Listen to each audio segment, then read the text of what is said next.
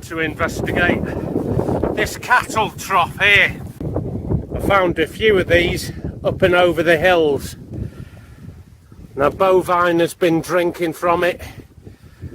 It's not going to be clean, but I can filter it and boil it up.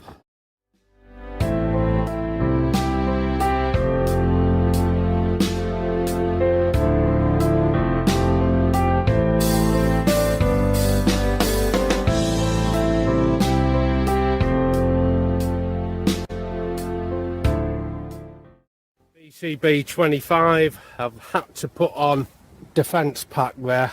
It's just got camera gear in.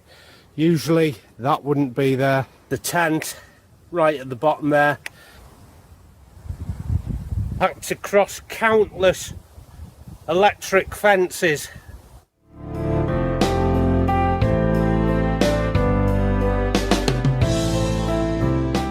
I've just left the pack there for about 10 minutes while I walked on, just to see if there was a better footprint to put this tent down for the night, and there was. It just flattened out just enough, otherwise we'd have been up against more of the same. And this is that little clearing. Now something has had a good scratch around here and flattened it out for me. There's a lot of culling going on at the moment, so we might even wake to the sound of gunshot in the morning. The tent is in here. That is it. I would rather carry water like this in an LRRP.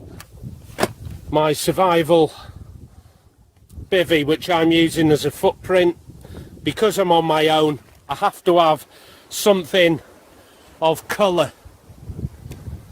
Otherwise I would never get detected here if I fall into difficulty.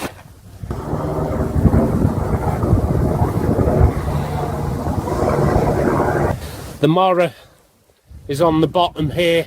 Cook set, ablutions set, with sundries, illumination. That side, internal, is just a sleeping bag and an air pad. I'm going to have to get this shelter up.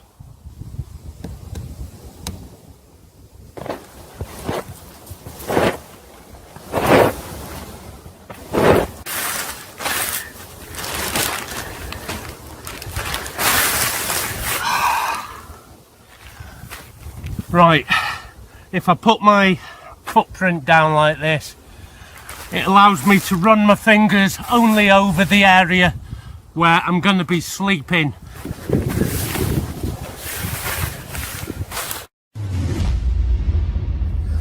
Got myself a UCO. That's going to help a lot with the condensation, because there will be a lot of condensation. This is just one of the elements I have for illumination, and this is rechargeable. I lost my original little drinks cup that I use, had to go out and get this Contigo, got that half price, look out for them. All the rations I need, plus the drinks, the water, my hat, pillow, entire cook set, ablutions, sundries, the expedition mat and tent.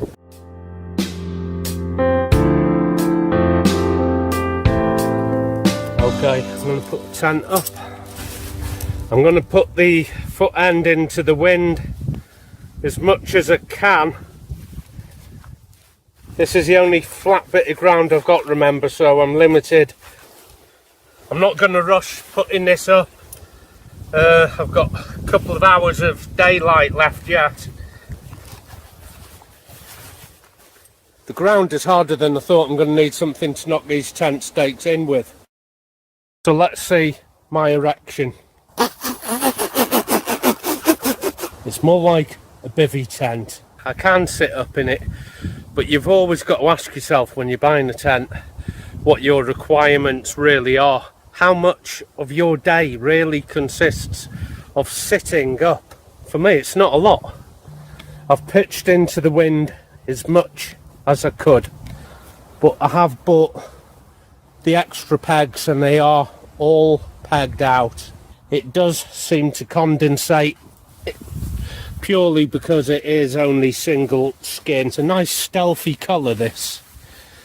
I'm not blown away by this, by the way, this tent, you know. I don't think it's the best by any means. The 720 grams is what I liked, and the fact it goes up on the trekking poles. Just going to pop that in there. The vestibule's pretty small, but it's handy for my water and my cook kit. So I've got my Norwegian ECW on. You're not going to be able to get these in the surplus shops. I don't know until when or if ever. Norwegian extreme cold weather. And it's all I have. I'm trying it as an experiment over bringing an extra jumper, an extra fleece, that kind of clothing that will add pack weight. Because this is a super light system, it's a super light system without compromise. Fill it up full of air, and I've just grasped the top like a piping bag, and in all the demonstrations they roll down the air like this until the air is in, and then you unroll it. God, that is time consuming. It should only take about 5 full inflations now. Okay, that's done. Flip this over.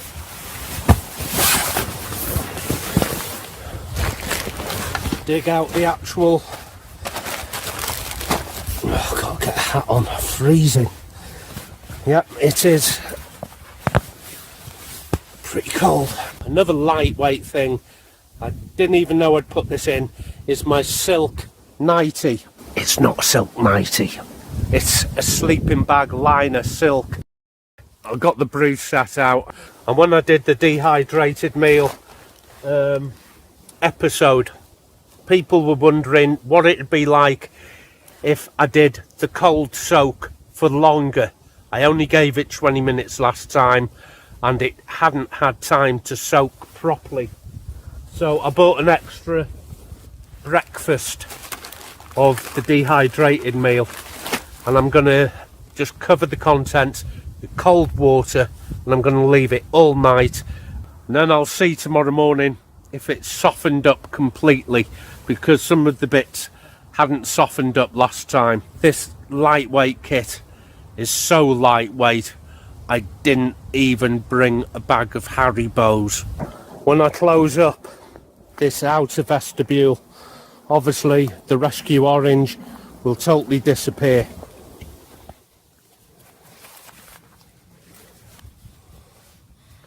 I'm just making myself some level ground. I don't need to go and find level ground.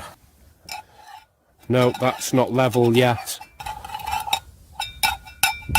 Level.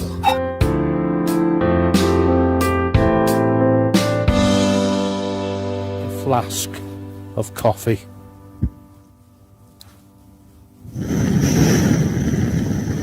So going full power with your stove goes through more fuel.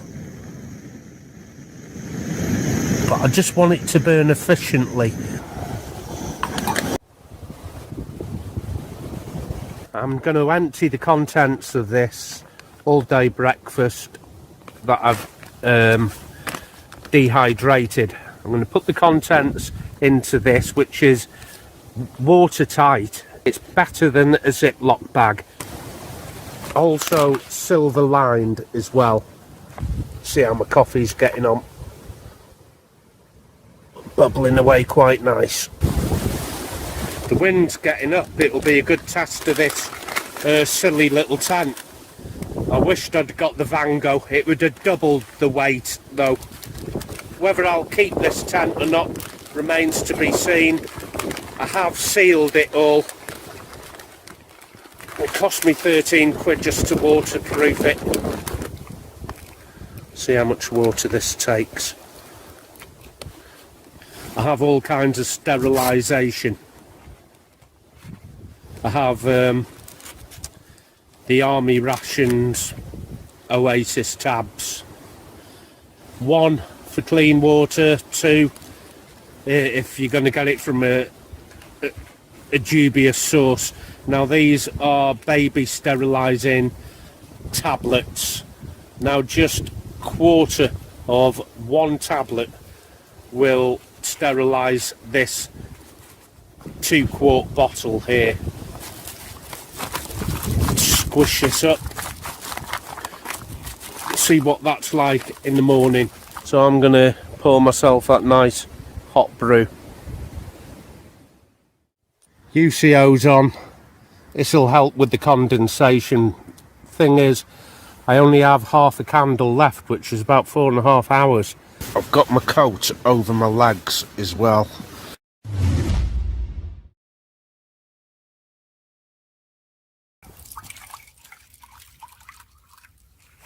Yeah, I'm glad it's not winter.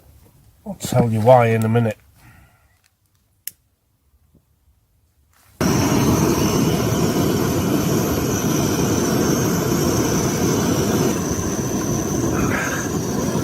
Well, I didn't get much sleep. The inflatable has sprung a leak. About 3 times I've pumped this up last night. Now once it was full of air, it was fine, but mine is thermally insulated from the colder ground, and it let enough air out that I was touching the ground and getting cold. Now because I'm squashing all the insulation when I'm lying on it, there's no need for a back piece for this. That's boiled. That was quick. Let me just turn this off a minute. There's no need for a back piece to a sleeping bag. A lot of people are turning to quilts over sleeping bags, both in the hammock and on the ground, and I can see why. So I can save even more weight, and believe me, my top quilt is far superior to this expensive sleeping bag here. It is good enough down to whatever temperature it is now. I believe it's 11 degrees. Last night got down to, I think, 9 at its coldest, but then the temperature came back up to 11 again in the middle of the night. So I think I've been quite lucky. I'm glad this didn't deflate and it was winter. That would have been game over. Just got this from the army ration pack. Hot chocolate, orange flavour hot chocolate. Try this.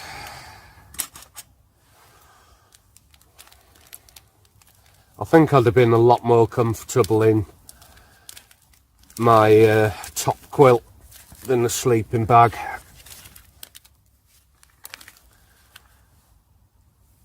Because I fidget too much, you see.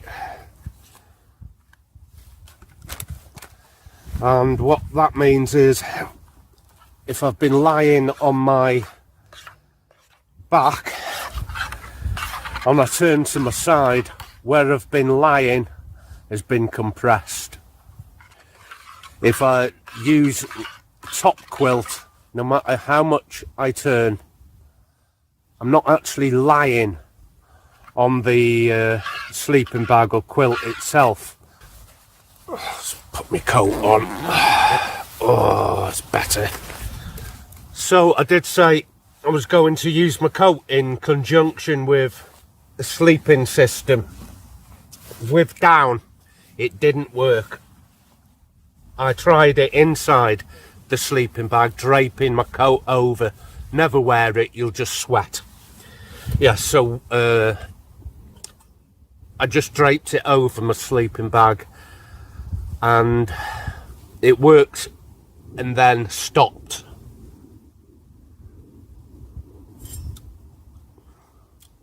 Oh, that is magic. Orange chocolate, orange flavoured chocolate. I was going to bring out my foldable mat. It's long, it takes up a lot of volume, a lot of real estate of the pack.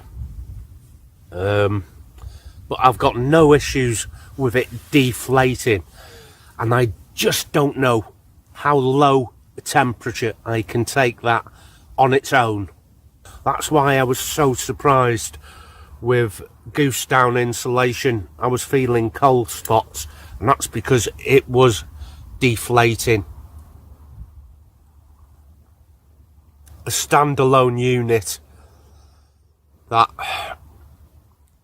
is reliant on air inflation for the ground pad. Not a good idea, not a good idea at all. I'm just glad it wasn't winter. I'd have been in trouble, big trouble.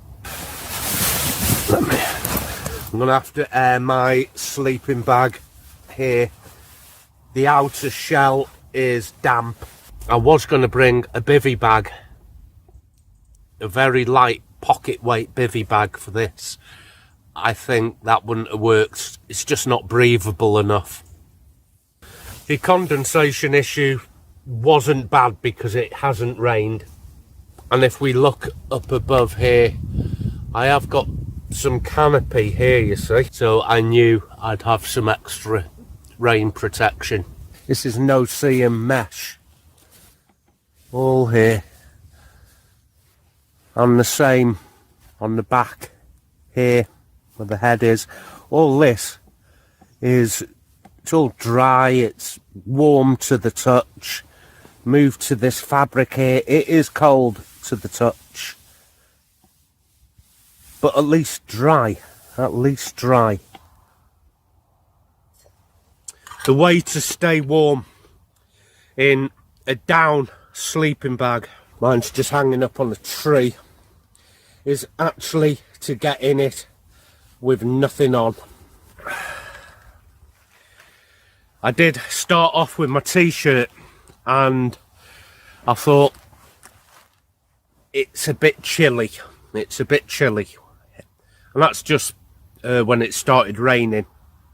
So I took this AirTex t-shirt off, totally just took it off, got into the sleeping bag, and my body heat warms the sleeping bag. Far more beneficial not having any clothes, which means I can travel with less clothing, making it even lighter for the pack. I'm not bringing additional t-shirts, jumpers, fleece wear, sleepwear that I may have to in the synthetic. And people will often put in the comments, well, I don't do this, that and the other, and I'm warm. And I'm thinking, yeah, but we all haven't got the same body metabolism. My metabolism is very different to anybody else's. There is no comparison.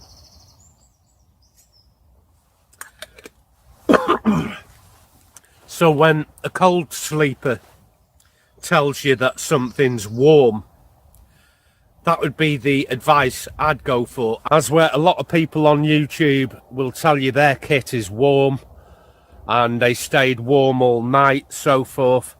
You're not actually knowing their body metabolism. The more I took off, the warmer I was in.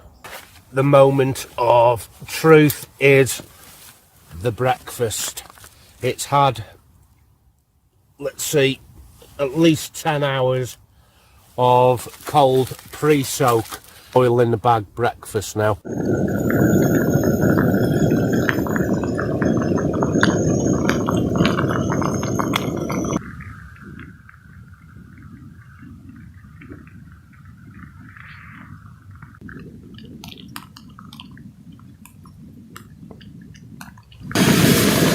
This is 100% of my waste, including the candle wax that I cleaned from my UCO candle and all the debris and everything. So that is going back in my pack. That is the amount of waste I have produced in 14 hours. There's a bit of dirt to clean up in here. And I swept out a lot of feathers. That must have been coming from the sleeping bag. Might have a flask of coffee to take away with me. I'm mostly packed for the push-off. I've only got the tent to come down. So that is what I've been doing while I've been waiting for this. So this is the cold pre-soak. Oh, it's just about edible. No, I definitely prefer pouring boiling water over it. A bottle of sauce, Tabasco. Damn, it needs something. It's not brilliant. Right, 1, 2, 3, 4, 5. Just a few drops. So here's where I'm up to. I'm still in two minds about dehydrated. Dehydrated food on the trail is a great idea, providing you're not carrying the water with you, as I am. There's nothing in the way of weight saving there if I'm bringing water in with me. Could have got it from that cow trough down there, but I didn't. I'm going to swap the actual down sleeping bag for down top quilts, just because I'm not compressing the loft. I'm lying directly on the air pad, and no matter how I twist, it stays on me. And I have two versions of top quilts. I have my summer and my winter, and I think the summer one is something like 600 grams and about 980 or something for the top quilt winter, and I can even combine the two together. The tent is alright for summer, and I'm talking heat wave summer, not sort of hat and coat weather. I'm not keen on this breakfast. Now, I got up 4 times to refill the air in that ground inflatable, because when it was full, and I pumped it up really firm, yeah, that would have been really comfortable. Now, my little folding mat, which has a silver reflector on one side, bloody flies being attacked, might have got me through some of the summer months. The tent, I wished I'd have got a double skin tent.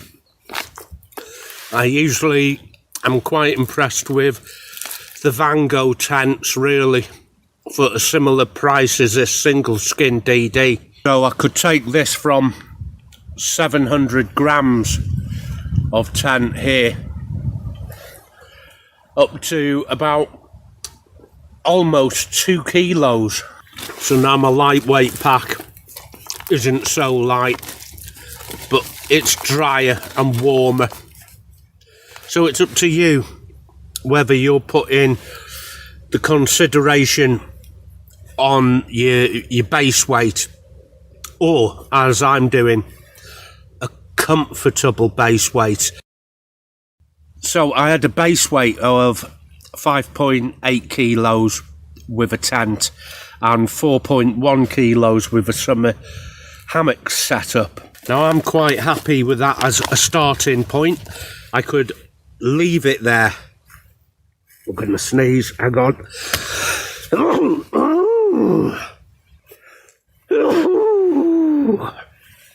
Wow. Oh, not hay fever again. Starting.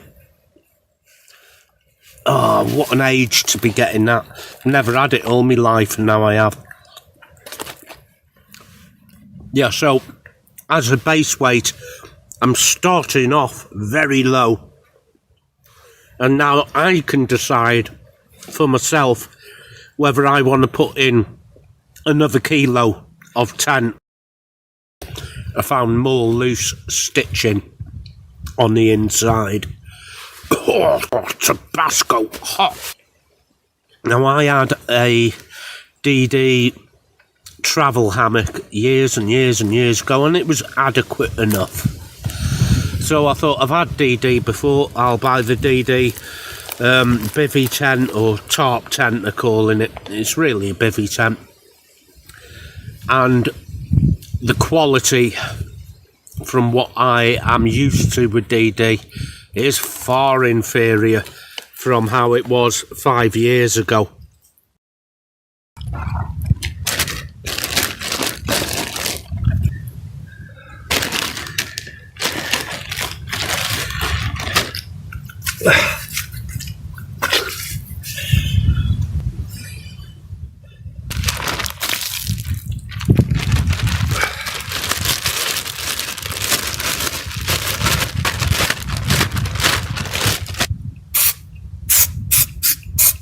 Something for the ladies.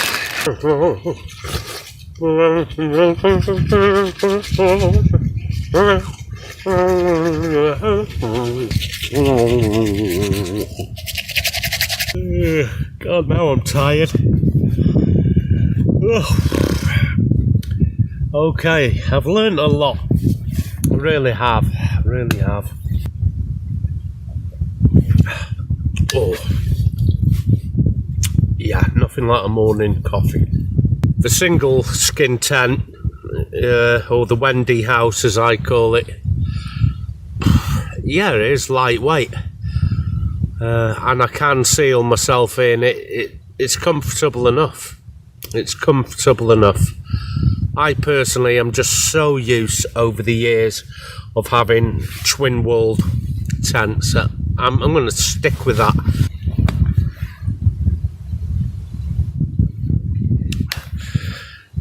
Now, BCB, I've made a 35 litre upgrade to this 25 litre BCB, and it's in MTP. It is 910 grams. This is 780, and that will afford me a little more space for a change of clothes if I'm out for, say, 2 days. I wouldn't ever usually have cotton pants like this, not to carry in my pack. I've worn these, I've walked in them, there's no way cotton would come into my pack. So, back to base. Repair, sell and exchange. And the next ground camp will be very different again. It was a lovely walk yesterday, but I've had to come an extra 2.5 miles just to find this little bit of flat ground. Now look around you, guys and girls. That's Wales. Wales is always uphill, and just to have one little bit of flat ground like this was a bit of luck. A hammock kit with me I could have pitched up 2.5 miles ago. I have all these trees here, not short of trees in Wales, so the option to do both ground and hammock is good enough for me. And I'm not sure whether I prefer a bivvy or a bivvy tent. I'm going to have a think about it. So I'm going to wrap it up here, and I'm going to have a very slow, leisurely walk back. And if it was any warmer, I would do it naked. Right then, that's me done. And until next time, I'll see you out there. I'll see you next time. Happy trails.